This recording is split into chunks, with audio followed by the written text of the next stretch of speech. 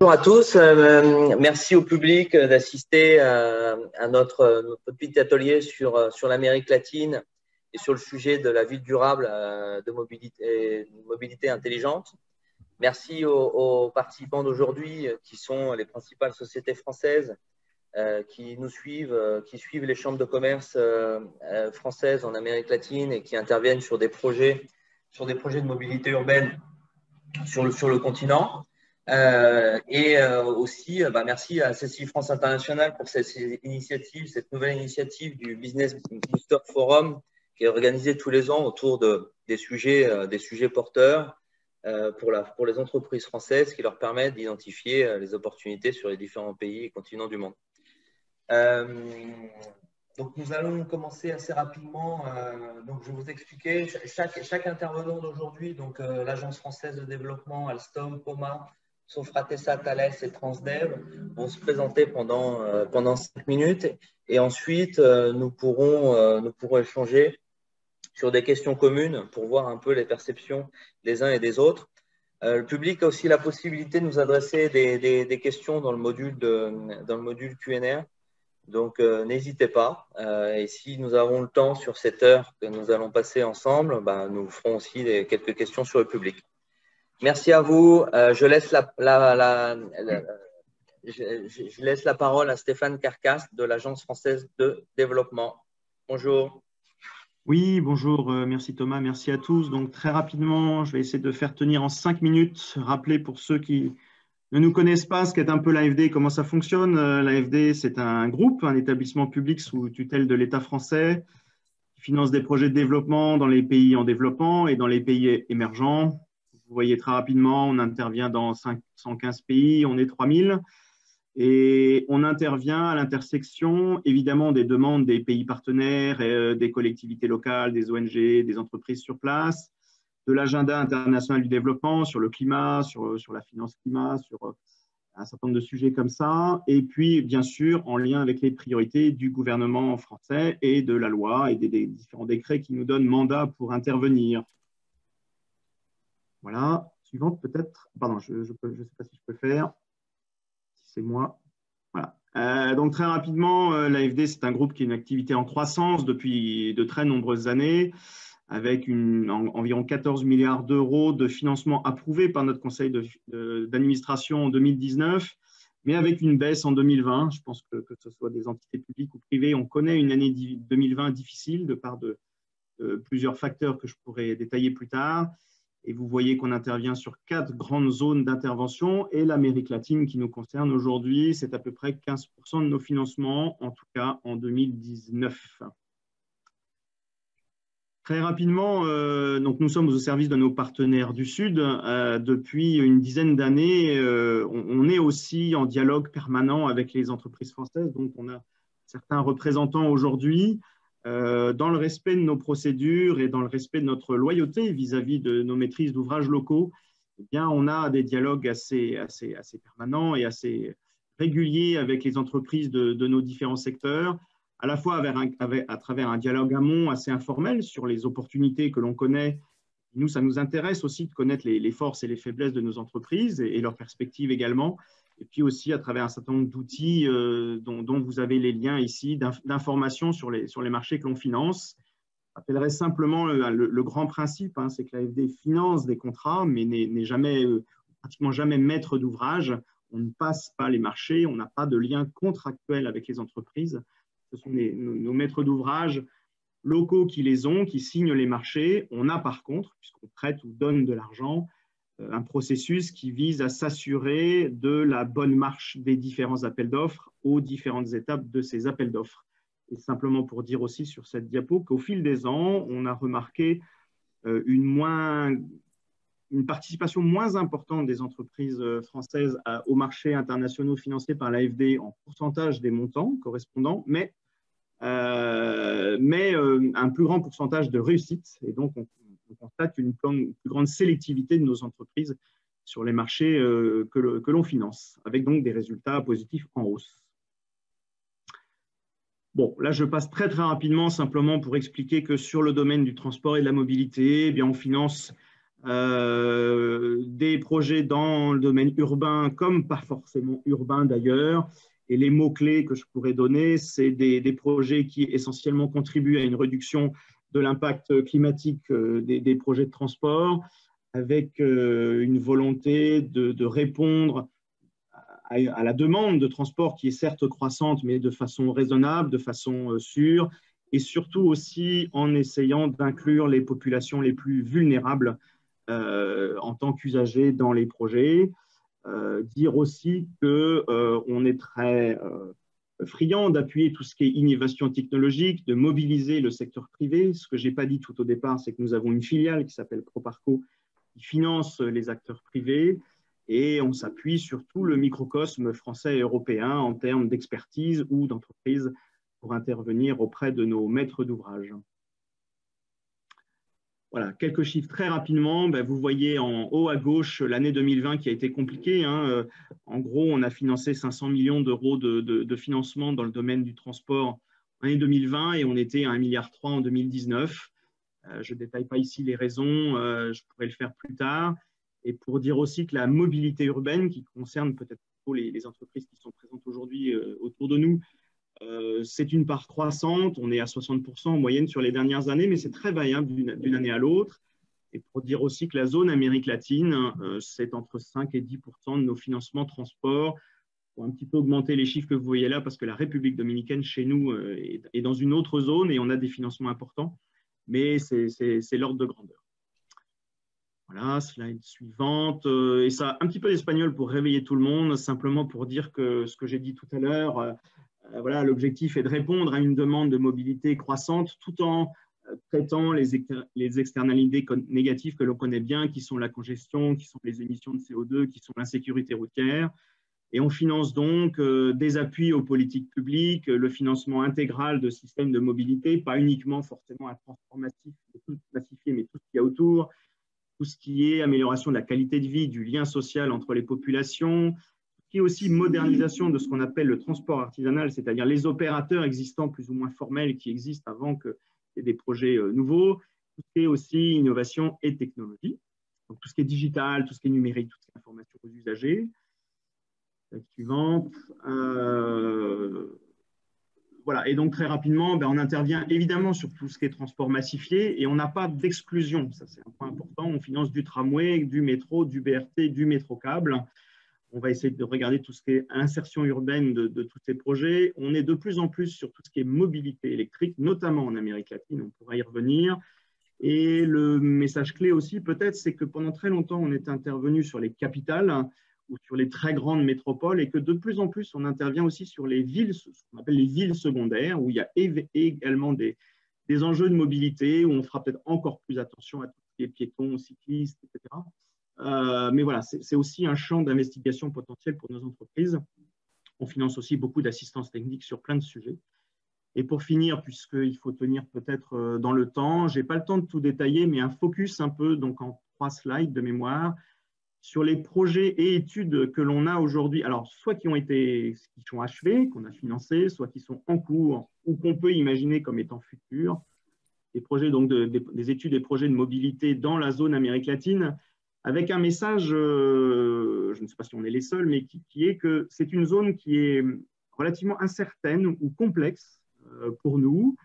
On a préparé dans ces années passées plusieurs projets qui ont été annulés par nos contreparties. Je pense par exemple au métro de Mexico, au métro de Lima, au Pérou ou à du suburbain en Argentine. Voilà, exactement. Pour tout un tas de raisons aussi. Donc, c'est du temps passé qui ne se matérialise pas ensuite en financement pour nous, en marché pour les entreprises.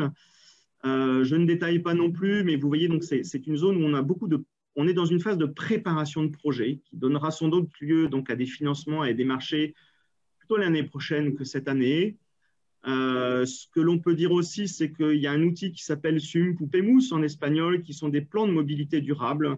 Alors, ça ne s'adresse pas directement à nos entreprises, en tout cas d'équipement et de travaux, mais qui sont pour nous des outils par lesquels on peut dialoguer avec nos contreparties du Sud et qui servent à identifier et à préparer des projets pour les années d'après. Et j'en finirai peut-être en disant que vous voyez, dans les projets futurs, On étudie des lignes de câbles en Colombie, sans doute aussi des projets de câbles en Équateur, peut-être du métro au Brésil avec notre filiale privée. On a une intense activité en République dominicaine. Je pense que Jacinti est bien au courant sur le métro, mais qui est sur le câble, qui peut aller aussi vers du BRT. Et au Mexique, eh bien, c'est un pays compliqué pour nous, mais on pourrait faire plein de choses, notamment des bus électriques, peut-être du tram-train. Et j'en finirai aussi pour dire, peut-être que ça vous concerne moins, mais qu'on prépare avec le fonds vert, et on y reviendra peut-être tout à l'heure si on parle des outils de financement, un énorme programme d'appui à la mobilité électrique sur 11 pays de la zone. Voilà, et peut-être la dernière slide, et où je m'arrête là. Voilà, merci beaucoup. Je pourrais largement élaborer, notamment sur les outils financiers. Merci Stéphane. Merci Stéphane. Ouais, je laisse Alstom se présenter et sur ce qu'ils font en Amérique latine. Bonjour à tous. Ok, merci Stéphane. Donc bonjour à tous. Donc je m'appelle Eric Farset. Je suis directeur commercial d'Alstom au Brésil. Je suis également les sujets financement de projets financement export. Donc je pense que le premier point, avant d'évoquer la situation d'Alstom sur l'Amérique latine, c'est de parler évidemment de l'acquisition de Bombardier par Alstom qui est effective depuis le 29 janvier 2021. Et donc c'est une étape fondamentale pour le groupe puisqu'on vient de doubler de taille. On a une géographie également très fortement accrue, ainsi qu'un enrichissement de nos solutions de mobilité urbaine. Donc le nouvel Alstom aujourd'hui représente 15,7 milliards d'euros de chiffre d'affaires et un backlog de 71 milliards d'euros. Au niveau mondial, on a désormais 75 000 employés dans 70 pays, 250 sites et plus de 150 000 véhicules en exploitation actuellement. Alors, si on zoome sur l'Amérique latine, c'est une géographie très importante pour Alstom. On a aujourd'hui 3600 employés répartis dans 10 pays. Donc, on est présent au Mexique, à Saint-Domingue, bien sûr, au Panama, Venezuela, Colombie, Équateur, Pérou, Chili, au Brésil, et ainsi qu'en Argentine. Et sur ces géographies, on a 35 sites, dont 2 usines de matériel roulant, une au Brésil et l'autre au Mexique. Et on a également un site industriel de système de signalisation au Brésil, à Sao Paulo. Et puis, cette acquisition de Bombardier par Alstom se traduit également par un enrichissement de nos lignes de produits, puisqu'on était déjà présent sur les solutions de métro, donc les trains, sur les tramways, sur les trains à grande vitesse, à la fois sur les aspects matériel roulant, sur les aspects signalisation et infrastructure. Et désormais, avec l'acquisition de Bombardier, on renforce ces positions et on a également de nouveaux produits qui sont les monorails et le people mover, les navettes d'accès aéroportuaire. Okay. Alors, cette acquisition, ce qui est très importante, et c'est très vrai dans le monde entier, mais notamment en Amérique latine, elle se fait tout d'abord en s'appuyant sur le pilier fondamental de l'ethic and compliance, okay, donc tous les principes de transparence et de compliance qui sont la base du développement de tous nos projets, toutes nos opportunités d'affaires. Alors, sur l'Amérique latine, un point très important que je qualifierais de facteur clé de succès sur l'ensemble du continent, c'est notre très forte présence locale qui nous a permis de bien nous développer. Le fait notamment qu'on fabrique le matériel roulant et les systèmes de signalisation au Brésil en étant dans le respect des critères de la Banque de développement du Brésil, le BNDES. Ça, c'est un point clé qui nous a permis et nous permet de nous positionner très fortement, très efficacement sur les projets en partenariat public-privé et les concessions.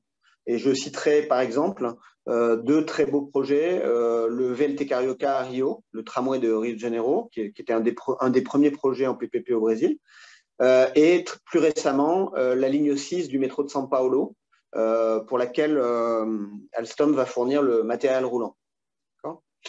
On a également, grâce à cette présence locale forte, une capacité à exporter à partir du Brésil et à partir de l'Amérique latine. Alors, on l'avait déjà avant l'acquisition de Bombardier à partir de notre usine brésilienne, et on va avoir cette capacité encore accrue avec désormais aussi la nouvelle usine apportée par Bombardier au Mexique.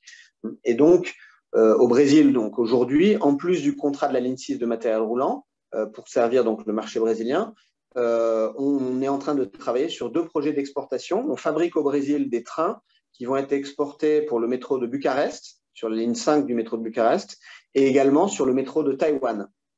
Et puis, à partir du Mexique, des trains qui vont être exportés aux États-Unis pour le BART, ainsi qu'à Vancouver. Un dernier point, et je pense que j'aurais tenu mes 5 minutes, j'ai beaucoup insisté sur l'importance de la présence locale, de financement, et donc via notamment BNDES et les bailleurs de fonds. Et ça, c'est très important dans la mesure où le marché brésilien et le marché latino-américain a connu une très forte mutation au cours des 10 dernières années, puisque, je veux dire, il y a une dizaine d'années, on avait un marché qui était essentiellement un marché d'appel d'offres public. Et aujourd'hui, je dirais qu'on a un marché qui est essentiellement un marché de mise en concession d'actifs existants ou de construction de nouveaux actifs avec des systèmes de PPP concession. Voilà. Et donc, évidemment, dans ce contexte-là, la capacité à mobiliser des financements et à construire des équipements et des systèmes qui répondent aux critères de ces financements est absolument stratégique. Voilà. Donc, c'est l'essentiel. Merci Eric. On pourra revenir tout à l'heure sur les PPP et concessions, sur les questions sur les financements et les différents financements qui s'offrent à vous, en fait, les différents modèles. Okay. Guillaume de Poma, les téléphériques urbains. Merci. Je laisse la parole. Thomas, bonjour à tous. Pareil, donc 5 minutes. Poma, d'abord, de manière plus large, société française qui conçoit et fabrique en France des systèmes donc, de transport par câble, donc effectivement, qui vont du téléski au téléphérique en passant par des télésièges, télécabines. Et du coup, plutôt, en ce qui nous concerne sur l'Amérique latine, on parle plus de télécabines urbaines, effectivement. On est présent partout dans le monde avec 1500 personnes. Donc on a une taille, ce qu'on appelle intermédiaire. 1500 personnes avec finalement une zone assez large au niveau mondial à couvrir pour une société intermédiaire, ce qui est assez complexe pour nous d'aller chasser un peu les projets. Il n'y en a pas beaucoup. Et il y a peu d'acteurs. Donc, on est dans un marché quand même assez spécifique, côté Poma, avec ses transports par câble, et on intervient dans des secteurs d'activité qui vont du tourisme de transport touristique, qui inclut du coup les transports dans les secteurs qu'on appelle neige de stations de ski, en passant du coup par les secteurs urbains, donc de l'application urbaine des télécabines, le transport de personnes en milieu urbain, et des transports d'applications industrielles qui sont des transports de matériaux, par exemple, pour des mines par câble. Donc, on a un secteur touristique qui est assez en forte baisse depuis 2020, avec la fermeture des stations de ski, les reports de projets. Le secteur urbain est assez... disons que les projets continuent d'exister, mais ça reste... assez compliqué quand même à promouvoir. On travaille avec, donc, toujours au niveau global, mondial, avec un réseau de filiales dans les pays où on est qui représente le plus fort de nos activités. Donc, je dirais que c'est USA, Chine, un peu en Russie, Algérie. Et sur l'Amérique latine, donc on est surtout basé en Colombie, mais on a des filiales un peu dans les pays où on a des systèmes qui tournent et on peut des fois assister l'opérateur, voire opérer quelques systèmes. je suis d'accord à ce qui a été dit avant. C'est une zone assez complexe, la zone Amérique latine. C'est la zone dont je m'occupe commercialement. On a des projets essentiellement urbains sur toute l'Amérique latine, à part Chili, Argentine, où il y a en plus, on va dire, des stations de ski où on peut intervenir. Des projets qui nécessitent un accompagnement, cette mobilité urbaine nécessite un accompagnement très, très en amont sur ce travail d'avant-projet, parce que ça répond à des problématiques sociales et environnementales. C'est des études de tracé où interviennent du coup les ingénieries. Ce qui est fondamental pour que le projet naisse, il faut qu'il soit validé, accepté par la population et accepté par les entités. Et c'est là qu'on a affaire en général à il faut faire converger toutes ces entités. Ça varie selon les pays. On a des entités qui vont être collectivités locales, je pense à Medellín, où l'AFD a soutenu ces projets-là sur certaines lignes. Idem pour Guayaquil, où on a construit un télécabine avec Sofratesa, et financé à la mairie par l'AFD. Donc c'est un projet où c'est assez géré localement, je dirais, par la municipalité. Et d'autres pays, ou République dominicaine, on est plus sur des projets gérés par le gouvernement, la présidence. Donc, il faut arriver à faire naître ces projets. C'est long, complexe, et on y travaille. Et bizarrement, moi, c'est pas bizarre, mais sur cette zone, on remarque que tous les projets qui ont été réalisés, finalement, se concentrent sur les pays de l'Alliance Pacifique, ce qui n'était pas un hasard, mais on part Mexique, Colombie, Pérou, pas encore, mais ça arrive. Chili, ça a quand même pas mal de projets. Et j'ajouterai du coup l'Équateur, la Bolivie, donc c'est assez concentré sur la côte Pacifique. L'Amérique centrale, pour moi, a un fort potentiel en développement de projets urbains. Disons qu'il y a des besoins. Je ne sais pas si ce sera à court terme ou à moyen terme, mais ça fait partie du développement complexe des projets dont je parlais tout à l'heure. Et les Caraïbes, on peut inclure peut-être l'Amérique latine, qui effectivement, si on résume la Caraïbe à la République dominicaine, qui a développé énormément de projets, et de nouveau avec un soutien de l'AFD au gouvernement, à l'URB, puisqu'on a construit la ligne 1 du téléphérique en République dominicaine. Donc voilà pour le panorama de l'Amérique latine. J'ai peut-être rejoindre ce qui a été dit aussi auparavant sur l'évolution des projets qui passent d'appels d'offres à des concessions. Bon, on sent cette mutation. Je ne sais pas s'il y a un effet de mode ou si c'est une demande vraiment des clients. On le voit effectivement beaucoup arriver. On a quand même des appels d'offres d'obras publicas, de construction qui continuent d'exister. La question, effectivement, se pose de plus en plus sur ces PPP, où j'ai quand même certains doutes là-dessus. On pourra en reparler après, parce que je pense que ce serait bien d'échanger à ce sujet derrière.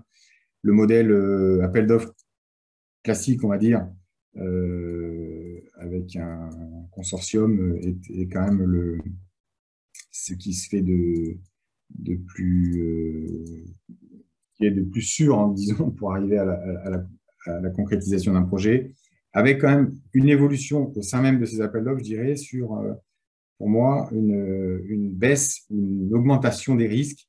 Et là, je citerai de plus en plus, je vois de projets en monnaie locale, alors qu'avant, on arrivait quand même à dire, bon, la part équipement, c'est fait en euros, on peut la mettre en euros. On a beaucoup de projets, Chili, Red Dome, on se retrouve avec des monnaies locales qui, en plus, dévaluent énormément en ce moment, ce qui est pour nous très compliqué. Et avec des projets qui sont sans lettre de crédit, où j'avais vu à l'époque quand même pas mal il y a une dizaine d'années, on arrivait à mettre des lettres de crédit. Là, il faut se reposer sur un État. Pourquoi pas? On a BPI France qui propose des solutions, qui pourrait peut-être en parler aussi, sur les assurances crédit export, qui nous va bien. Mais voilà, une augmentation quand même des risques pour aller chercher les projets qui ne correspondent pas forcément avec la période actuelle, où on est un peu tous affaiblis. Donc, faut travailler encore il y a des beaux projets encore à venir sur la zone, en tout cas. Merci à tous. Ok, merci Guillaume, intéressant. Alors maintenant, intervient Johan Giacinti, le CEO de Sofratesa, qui est l'EFE, nouveau terme du groupe qui intervient aujourd'hui, donc puisque c'est une société dominicaine, une multilatina, qui a été créée par Johan, qui est français, ça fait depuis de nombreuses années ici, et qui intervient sur divers projets, entre autres, hein, parce qu'il y a d'autres activités, mais divers projets de mobilité. Johan, je te laisse la parole. Merci Thomas. Donc effectivement, Sofratesa est une société un peu, comparée aux autres, un peu sui generis parce qu'elle a été créée finalement il y a pas mal d'années en République dominicaine et ensuite elle s'est exportée dans 5 autres pays d'Amérique latine. Donc au départ, nous travaillions donc dans les concessions, l'opération et la maintenance pas des métros, on travaillait surtout dans les aéroports. On avait la concession de 6 aéroports de République dominicaine. On a vendu ces concessions en l'an 2000 et donc nous nous sommes donc concentrés plutôt dans le transport de masse. Donc en commençant sur la République dominicaine avec les premiers métros. Donc notre société a à peu près 1000 personnes donc, dans ces 5 pays et nous sommes maintenant spécialisés dans l'opération, la construction, la maintenance, la concession des systèmes de transport de masse dans la région, incluant les études. Donc, nous avons participé, nous sommes, je dirais, très en amont même dans les projets de métro de Saint-Domingue, de Panama, dans certains projets de téléphérique également, comme a mentionné Guillaume, donc, où on a avec POMA la concession du téléphérique de Guayaquil. Nous avons une division également qui fait du software. Donc avec Thales, on travaille également avec la RATP, des softwares dans les systèmes de billettique et maintenant dans les systèmes également de signalétique mobile dans les projets de transport. Nous sommes dans des consortiums, c'est-à-dire que malgré le fait que nous soyons une société créée en République dominicaine et travaillant, donc multilatina, donc pas européenne, mais travaillant qu'avec des sociétés européennes et notamment à 90% avec des sociétés françaises. Donc nous sommes dans des consortiums où nous faisons notre partie de consortium, je dirais, avec la même responsabilité et le même niveau de compétence. Donc on a toutes les normes ISO qu'ont les autres sociétés qui travaillent avec nous, que ce soit Alstom, Thales et RATP, donc toutes les sociétés qui sont autour de cette table, etc., où nous arrivons à faire effectivement notre partie du travail. Alors effectivement, comme on mentionnait tout à l'heure, la mode, c'est les APP. Alors, c'est les APP en ce moment pour pas mal de raisons. Une des raisons principales, c'est que ces pays donc d'Amérique latine, malgré le fait que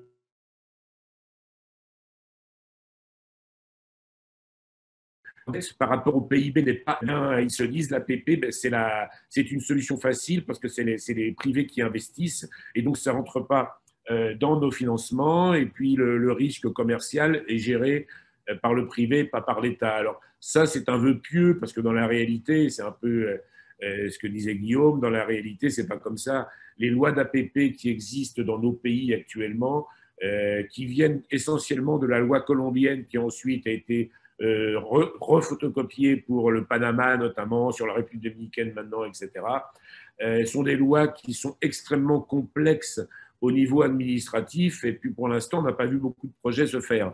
Donc, on aimerait que certains se fassent, mais ce n'est pas évident. On a déposé, il y a une dizaine de jours, avec un groupe dominicain, la première APP de transport de masse de République dominicaine, qui est le fameux monorail qui serait, je dirais, l'équivalent de la ligne 3 du métro de Saint-Domingue. Donc, on va voir, hein, on va essayer avec ça. On a fait l'étude de préfaisabilité.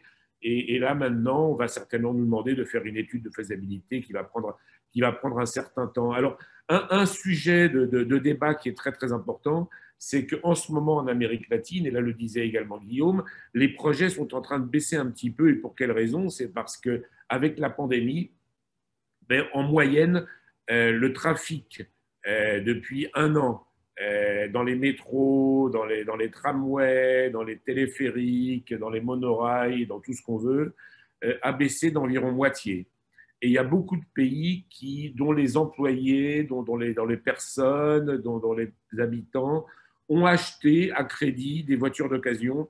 Et donc maintenant, on se retrouve avec des villes énormes, plus embouteillées que jamais. Alors l'exemple de la République dominicaine, il est clair. Aussi bien le téléphérique que le métro, on a perdu 60% de notre demande. Parce qu'effectivement, il faut mettre dans les wagons 2 fois moins de personnes, ou 3 fois moins, même souvent. Et en même temps, les gens doivent aller quand même bosser. Donc, ils ont acheté les voitures, etc. Donc, il y a en ce moment, je dirais, une remise en cause de tout le système, de tout l'écosystème de transport en Amérique latine, encore plus qu'en Europe. Donc, ça, c'est un point qu'on pourrait discuter. Donc, voilà un peu je dirais, la présentation de Sofratessa et les points que je voudrais discuter tout à l'heure, si vous le permettez. Merci beaucoup. Merci, Johan. Donc, maintenant, c'est au tour de Thalès, Thomas, de nous présenter un peu les actions de ce grand groupe français en Amérique latine. Bonjour à tous, merci Thomas.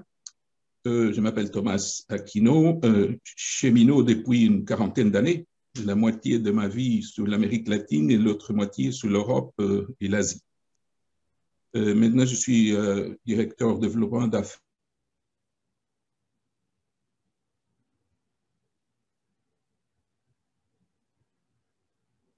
Allô?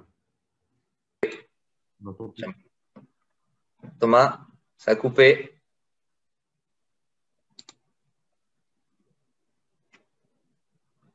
Allô, allô?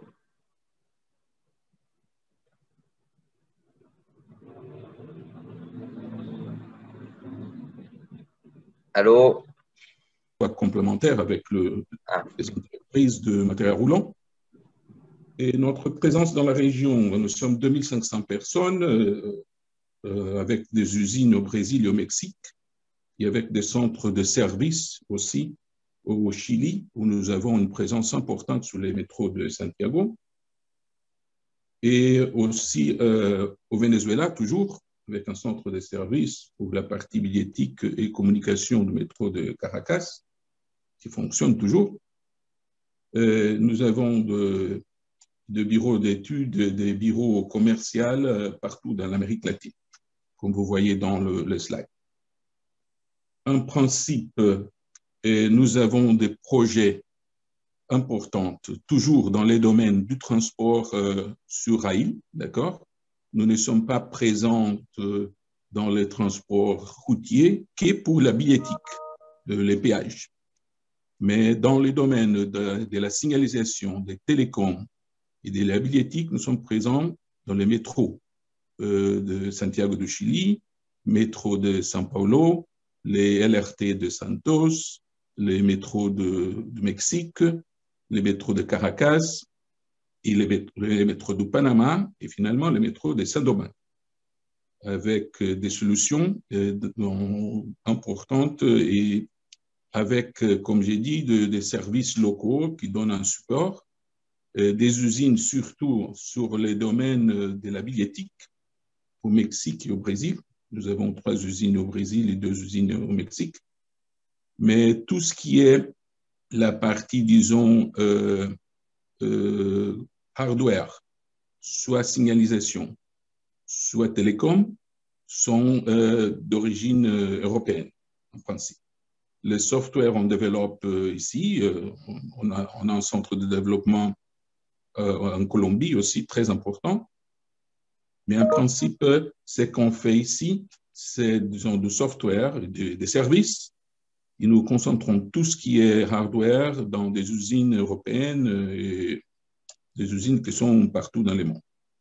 Nous avons aussi un support important ici de l'Espagne et du Portugal, principalement pour des affaires au Brésil et de l'Espagne dans l'Amérique latine en général.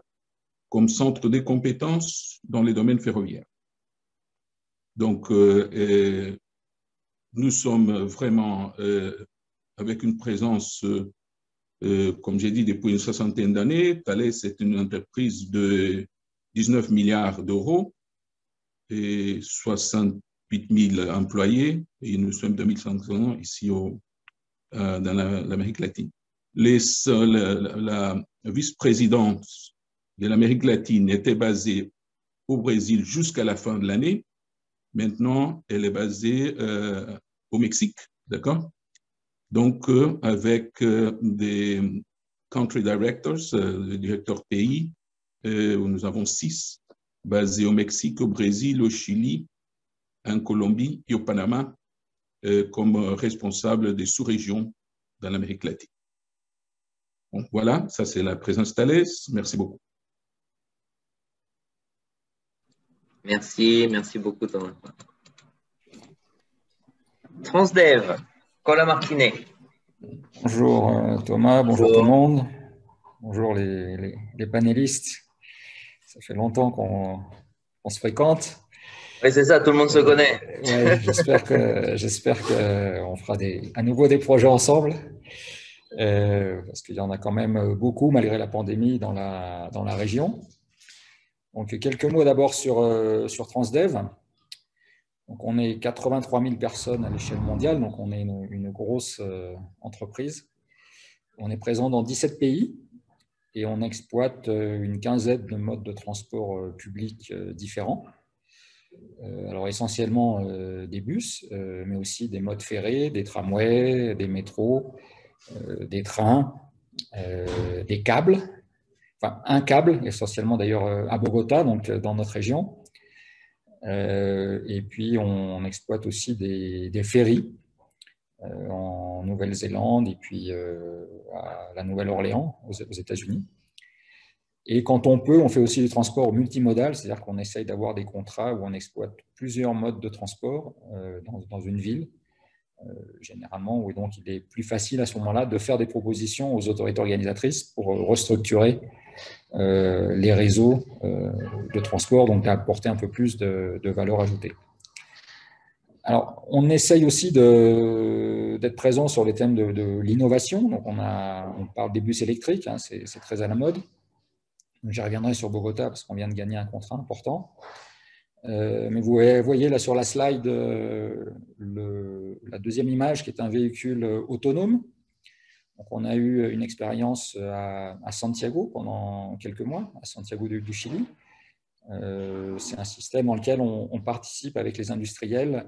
Donc on a fait une annonce récemment avec l'OR notamment, et une entreprise israélienne de software pour développer ce genre de mode de transport.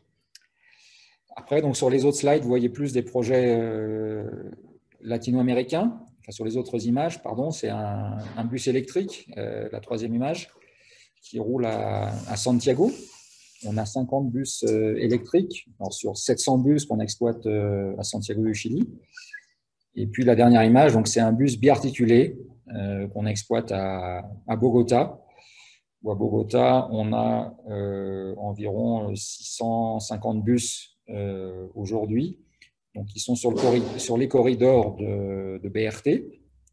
Donc, ce sont des bus de grande capacité. Et donc, on vient de gagner et on vient de signer en janvier, et le contrat a été mis en vigueur cette semaine, donc pour 400 bus électriques à Bogota. Donc, malheureusement, on va devoir acheter des bus à des entreprises chinoises parce que pour produire plusieurs centaines de bus, voire plusieurs milliers, parce qu'il y a eu plusieurs lots qui ont été attribués, donc on en a gagné 2. Il n'y a que les entreprises chinoises qui aujourd'hui sont capables de fabriquer des bus électriques en grande quantité. Alors, on parlait d'innovation, on espère que la prochaine génération, ce sera l'hydrogène. Peut-être que les entreprises européennes, y compris françaises, seront plus présentes.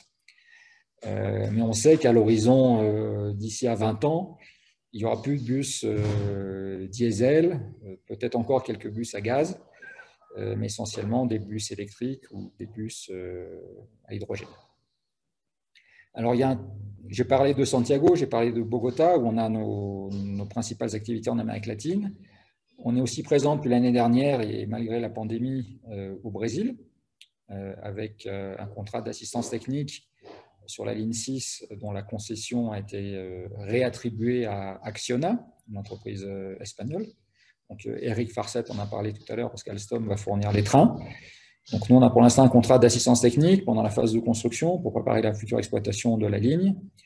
Et on espère, au moment où la ligne rentrera en service, d'avoir un vrai contrat d'exploitation en sous-traitance de la concessionnaire.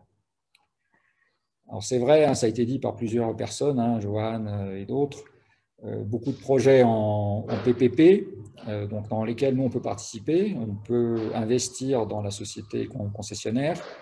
Et ce qu'on souhaite, c'est que la société concessionnaire nous sous-traite l'exploitation du système de transport.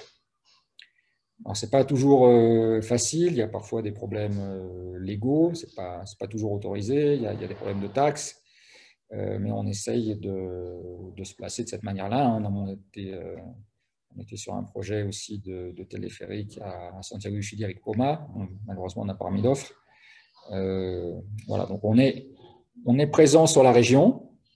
On espère encore se développer. Donc, au-delà de nos 3 pays, on regarde des pays qui ont été déjà mentionnés par mes collègues, donc le Pérou, l'Équateur, un peu l'Amérique centrale aussi. C'est un peu plus compliqué parce que les pays sont plus petits. Donc, si on y va, c'est pour une seule opportunité. Peut-être qu'en République dominicaine, il y a beaucoup de projets. Johan nous invitera à certains projets. Pas de problème, on pourra venir, on pourra apporter notre know-how. Voilà, donc on est pratiquement le seul opérateur disons, de transport public international à être aussi presque local en Amérique latine. C'est ce qui fait un peu notre force, hein, par rapport à nos gros concurrents qui sont plus en Europe, en Amérique du Nord ou en Asie. On est le seul très grand opérateur de transport public en Amérique latine, et on y est depuis donc une vingtaine d'années. Voilà, je pense qu'on peut… Ok, très bien. Merci. On va pouvoir rebondir justement sur ton dernier commentaire, sur les questions. Donc, la première question serait de savoir comment vous, en tant qu'entreprise, mais également l'AFD finalement sur leur représentation locale, vous identifiez les pays dans votre démarche export. Quels sont les critères qui vous font décider pour un pays ou un autre, et si c'est en lien aussi avec si vous évaluez l'état des transports urbains en Amérique latine. Donc, qui pourrait répondre sur l'évaluation, l'identification des pays d'Amérique latine qui sont le plus porteurs ou pas, comment vous procédez, comment vous les identifiez?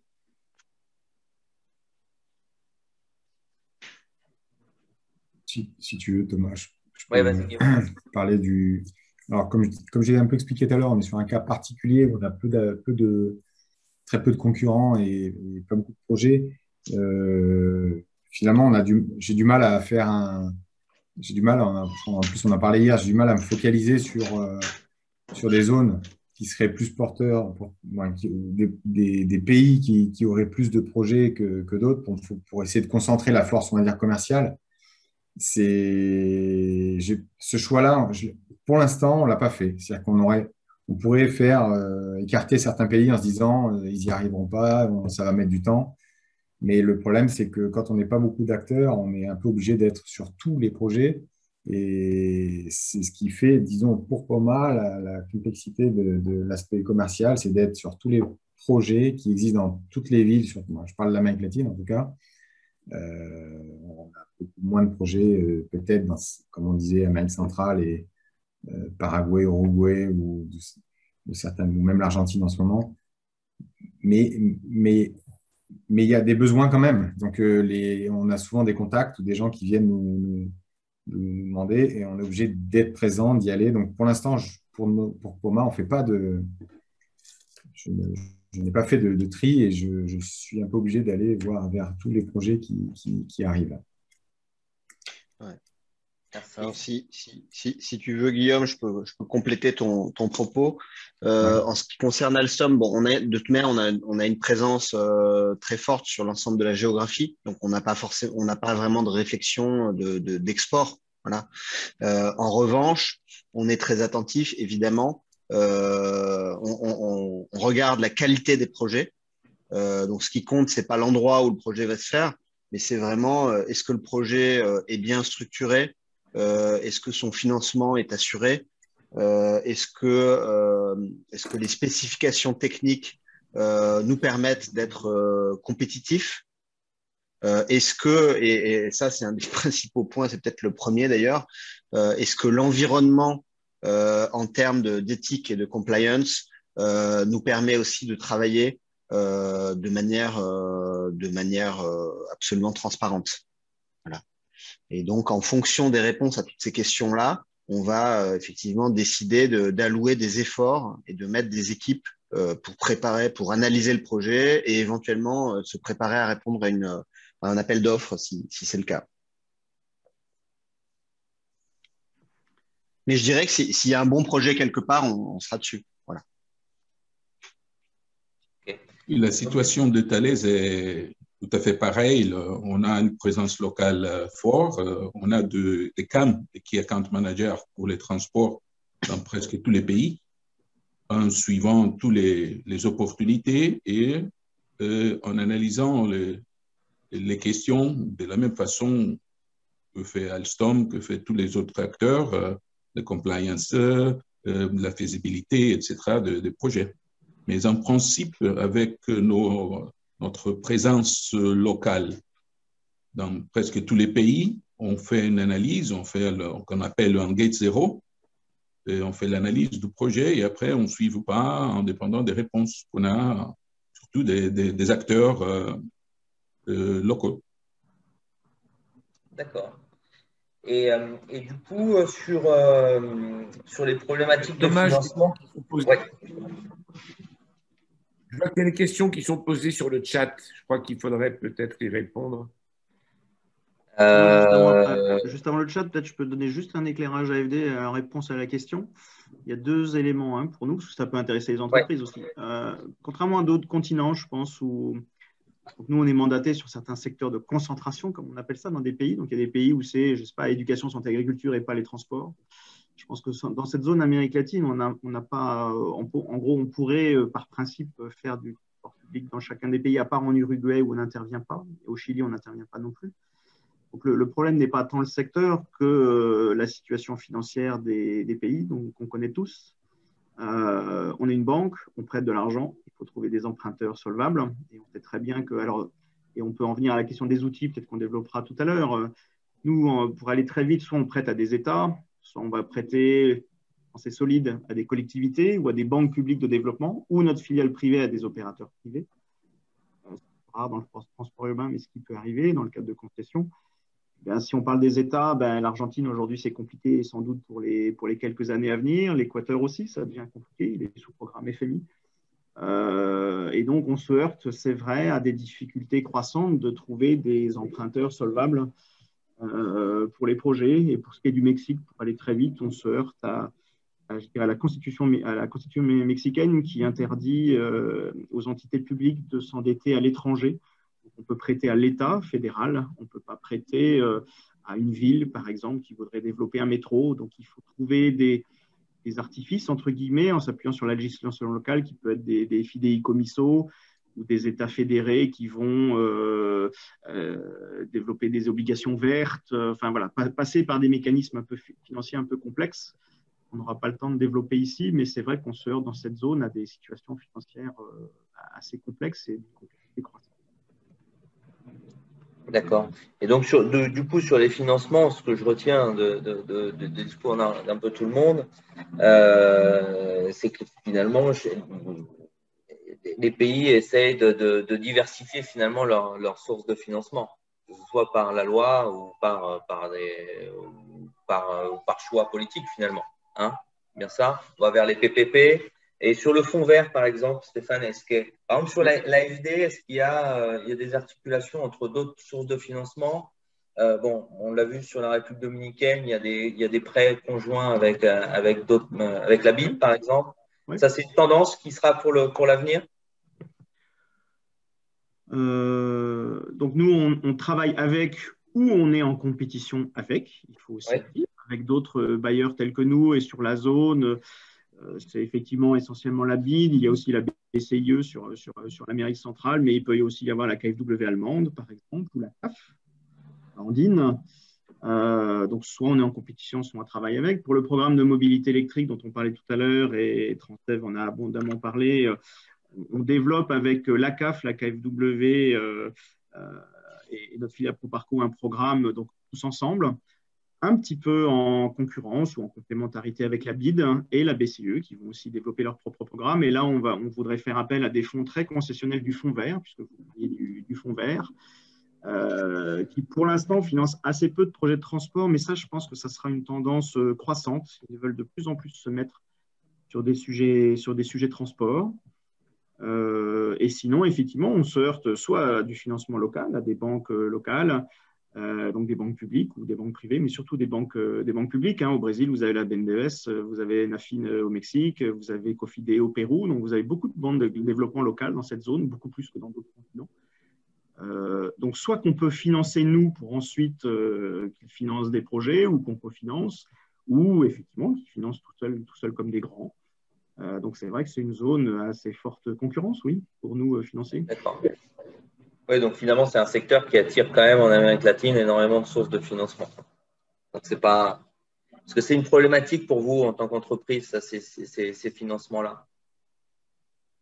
L'accès au financement. Je pense qu'effectivement, il y a de l'argent en Amérique latine. Ouais. Il y a des fonds publics, comme vient de dire Stéphane Carcasse, il y a des banques publiques locales qui font du développement. Nous, on a réussi à financer il y a 2 ans 400 bus certifiés pour environ 150 millions de dollars avec une émission d'obligations sur le marché local en Colombie. Pour le nouveau contrat de bus électrique, on est en discussion avec des banques, dont ProParco, donc filiale de l'AFD, ou bien à nouveau pour une émission d'obligations, on n'a pas encore décidé, donc on va financer aussi 150 millions de dollars. Après, sur des projets plus gros, plusieurs milliards de dollars, quand c'est un métro, donc je vois qu'il y a une question sur le métro de Bogota, pourquoi les Chinois l'ont gagné. Bon, je pense qu'ils ont fait un prix, ils ont gagné sur le prix. Et les Chinois, alors Johan dit non. Johan n'est pas d'accord. Mais ils ont quand même gagné. Enfin, il n'y a eu que 2 offres qui ont été remises, donc la moins chère à gagner, c'était les Chinois. Ils ont aussi gagné un projet de tram-train à Bogota où ils ont été la seule offre. Donc, dans certains pays, il y a que le prix qui compte. Et là, ils sont plus à l'aise. Ils sont intéressés que par la fourniture ou la construction. Pour nous, c'est pas vraiment des concurrents sur le thème de l'exploitation, parce que ça les intéresse pas. Et c'est vrai qu'ils peuvent avoir des financements en dollars. Donc, on est sur une zone quand même qui est plus dollarisée, qui sont intéressants pour les projets. Voilà, mais c'est vrai qu'effectivement, il y a de l'argent, des projets. Alors, je crois que Johan l'a bien dit aussi, le transport public est en train de changer, de se moderniser. Il y a une prise de conscience des politiques pour éviter que tout le monde soit dans sa voiture. Donc, on n'est plus 20 ans en arrière où c'était la guerre du peso, où il y avait un propriétaire, un bus qui louait un chauffeur qui faisait la course avec les autres chauffeurs pour aller au coin de la rue prendre des passagers. Tout ça a été quand même largement modernisé. L'AFD a participé aussi, l'a dit, à cette modernisation des acteurs de transport public. Ça va continuer. Donc, je pense que maintenant, s'il y a des beaux projets, alors soit menés par le privé sous forme d'APP ou d'initiatives privées, soit menés par le public avec des fonds, souvent des banques multilatérales ou de l'AFD.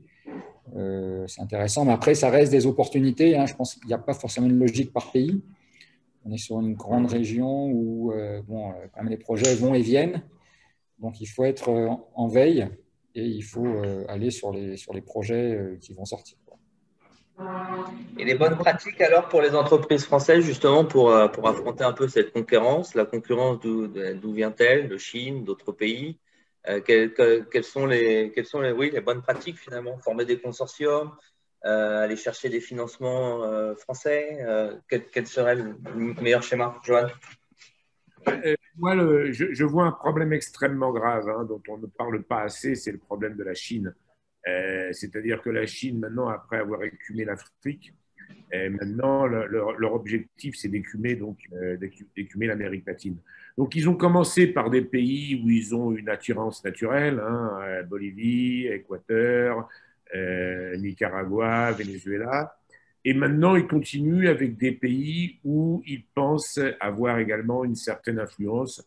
Alors, il y a deux problèmes. Le problème, c'est qu'on a longuement parlé, là, et tous ceux autour de cette table en ont parlé, c'est la compliance. Eux, ils n'en ont pas. Hein, donc, il faut être clair. Donc, on se bagarre avec armes inégales. Deux, leur gouvernement, leurs sociétés sont pratiquement toutes, sauf certaines vraiment très particulières, sont toutes appartenant à l'État. Donc, elles peuvent faire à peu près le prix qu'elles veulent si elles veulent rentrer sur un marché. Trois, on n'a pas vu jusqu'à présent, alors que les sociétés françaises peuvent se faire exécuter leurs cautions de bonne fin, les assurances, etc.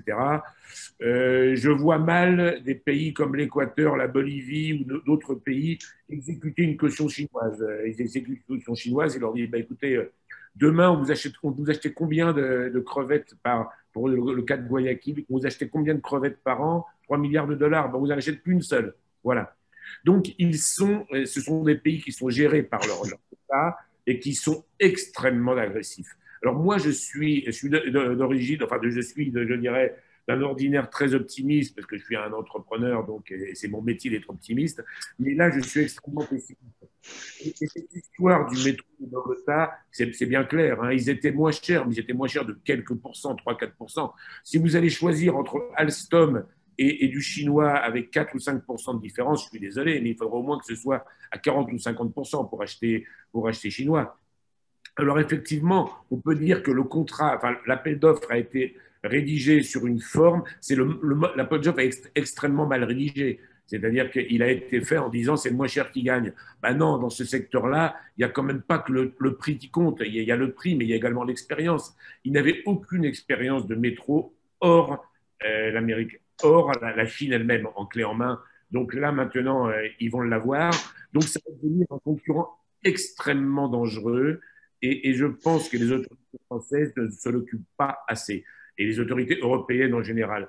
L'Europe a été traditionnellement le gros fournisseur et le fabricant clé en main de métro, de téléphériques, de tramways, de tout ce qu'on veut en transport de masse dans le monde.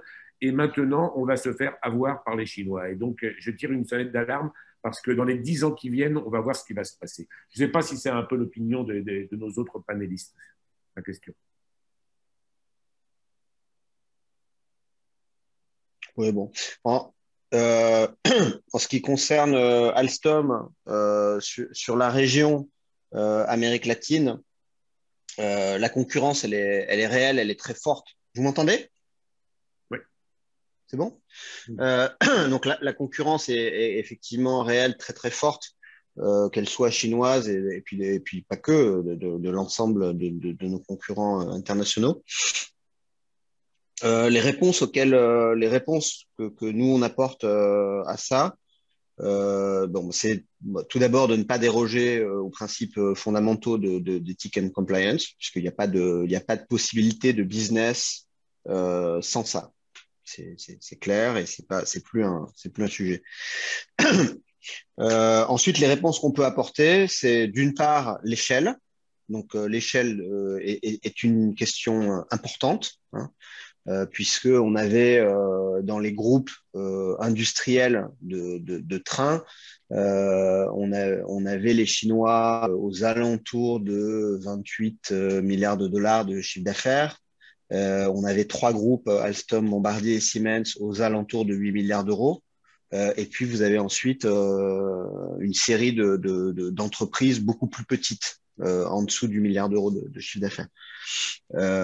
Avec le mouvement qu'on vient de réaliser d'acquisition de Bombardier, on est quasiment à 16 milliards d'euros. Donc, on a bien progressé sur la question de la taille critique. Ensuite, c'est se concentrer énormément sur les innovations. On est sur des secteurs où il est très important d'innover en termes de consommation d'énergie. On a parlé de l'hydrogène, on parle des systèmes de signalisation sur lesquels on a une grande avance. Je pense que c'est le cas d'Alstom, c'est certainement le cas de Thales également. Et puis, la présence locale est pour nous un facteur clé.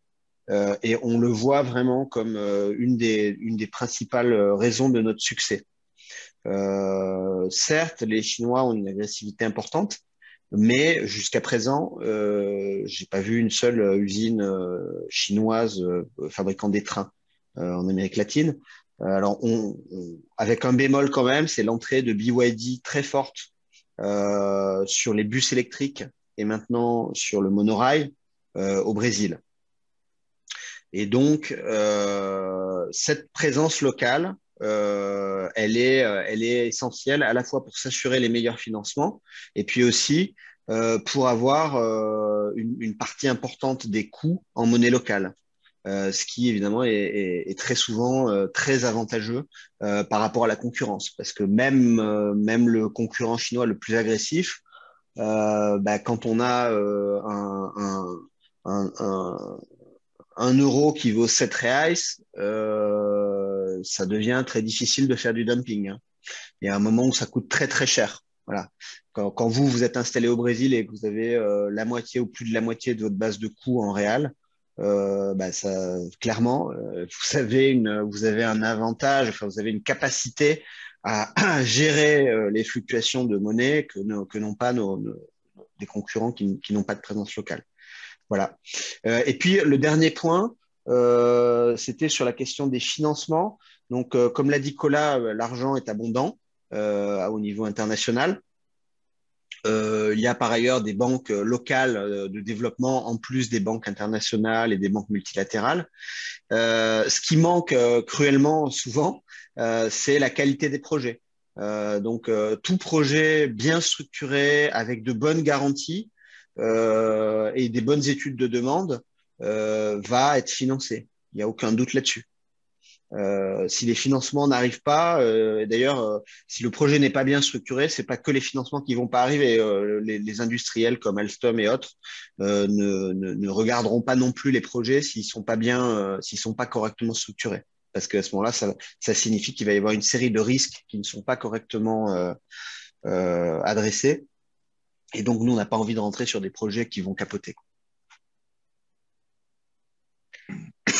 Mais je voudrais dire un mot juste sur les très grands projets dont on a un petit peu parlé, notamment ceux de métro. Les Chinois qui les gagnent, hein, ce sont les génies civilistes en fait. Hein, ce sont eux les leaders. Le concurrent d'Alstom qui fabrique les trains, il n'est pas dans le capital des concessionnaires. Il est que sous-traitant. Et donc, ce sont eux nos concurrents. Et en fait, les autres concurrents, ce sont les entreprises espagnoles. Les entreprises françaises, notamment Vinci et Bouygues, elles ne sont pas autour de la table.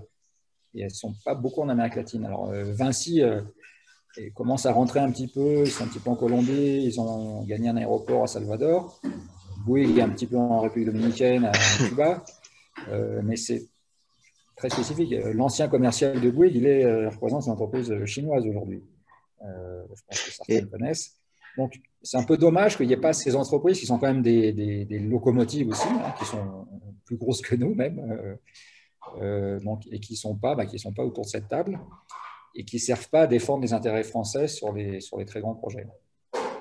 Il faut aussi dire, puisque tu en parles, Colas, que certains groupes de génie civil chinois peuvent être nos clients. C'est pas voilà. Donc Alstom fournit le CBTC de la ligne 1 à Bogota. Donc voilà. Oui, parce qu'ils n'en ont pas pour l'instant. Mais le jour où ils en auront, ouais. on avance. Dans le CBTC. Mais je pense que le problème, il est très grave. Hein. On ne se rend pas compte assez. Pour l'instant, ils ne sont pas dans la SIG parce qu'ils n'ont pas une SIG performante. Mais le jour où ils le seront, ils auront tous les systèmes. Hein. Et effectivement, ce que dit Nicolas, c'est-à-dire que le problème qu'on a avec les Français, c'est que les sociétés de génie civil qui devraient être les moteurs, parce que de plus en plus d'appels d'offres dans le cas des systèmes de transport de masse, le leader, c'est toujours un génie civiliste.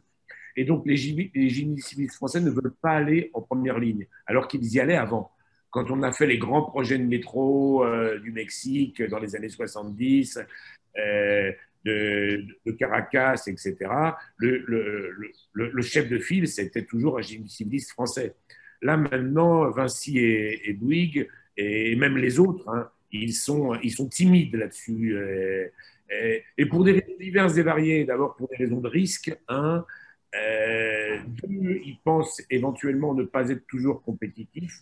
Trois, ce ne sont pas les plus gros dans les concessions, puisque les Espagnols maintenant ont dépassé les Français en concession dans ce domaine. Et quatre, il y a toujours la même histoire, l'éthique et la compliance. Voilà, je crois que c'est les quatre problèmes. Ok, très bien. Oui, Thomas. Pour clôturer. Je voudrais ajouter un point que je crois que c'est très important aujourd'hui. Dans les domaines de la SIC, nous avons encore la possibilité de blocage des Chinois avec des standards européens. Donc, je travaille beaucoup sur le sujet avec la BNT brésilienne pour pousser toujours, comme on a fait il y a une quarantaine d'années pour les télécoms. On avait réussi à avoir des normes européennes pour les télécoms. Et maintenant, c'est la même chose de le faire pour les normes européennes pour la SIC. C'est la seule manière de bloquer les Chinois pendant quelques années, bien sûr. Juin a raison. Hein. Ils commencent déjà à dire qu'ils ont les TCS. Ce n'est pas vraiment la situation. Mais dans quelques années, si on n'a pas, disons, un blocage normatif, ils seront partout et dans tous les domaines.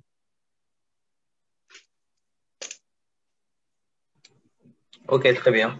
On doit clôturer. On avait 1 heure. C'est assez court, mais c'est vrai que cet événement est à reproduire.